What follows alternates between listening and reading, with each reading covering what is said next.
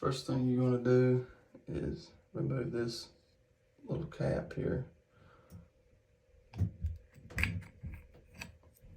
And then you'll have a screw there, most likely a Phillips. And then you'll remove that. Once you remove the screw, just pull this knob off. You're going to pull. Okay. And then you're going to have two screws that go in here. And I've already removed those. So this is a Phillips. You remove those long screws. And then you'll just pull this off. You know, it'll be sealed tight against your shower, so you'll get like a knife or a flat weight screwdriver and pry it off. Go around, all around it, and pop it loose. And then you can remove it.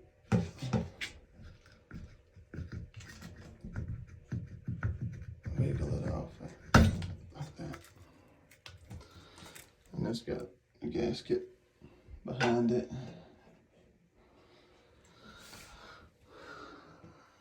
And then you'll take a channel locks and grab a hold to get on this.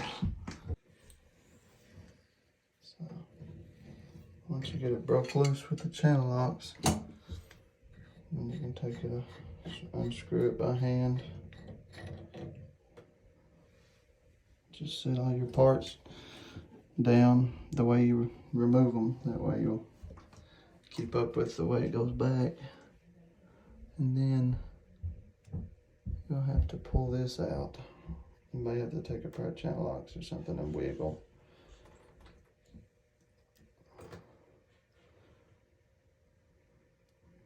See, this right here this right here may come loose from that. If it does, just get you a pair of needle nose pliers and reach in there and pull it out with it. But this one, it stayed on. And then this sleeve can come off.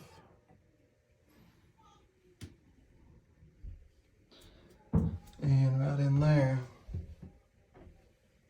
is your seats and springs, 2 O-rings. So then get your needle nose pliers and get in there, and we'll pull them out. See if I can get a closer look. Let me get a light. Right there. You can see them, those 2 O-rings, and they've got springs behind them. So that's what wears out over time and causes your faucet head there to leak, shower head. So we'll pull those out with some needle nose pliers and replace them. Well, here they are. I had to reach back in there with a small screwdriver and pry them out. They've been in there a long time. But right here, it's just a rubber O-ring and a spring. Those 2 holes, clean it out and put your new ones back in, and use some waterproof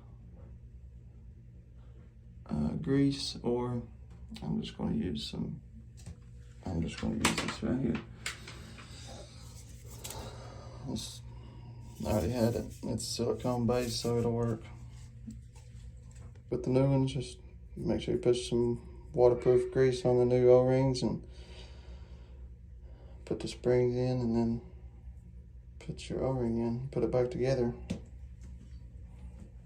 And you can order these seats and springs from Amazon, or you can go to Lowe's or a hardware store and find them there. They may have them. Okay, here's the new seats and springs for Delta, Peerless, and a Glacier Bay. So I'm gonna put these in. They spring lubies O-rings up, put them in place here.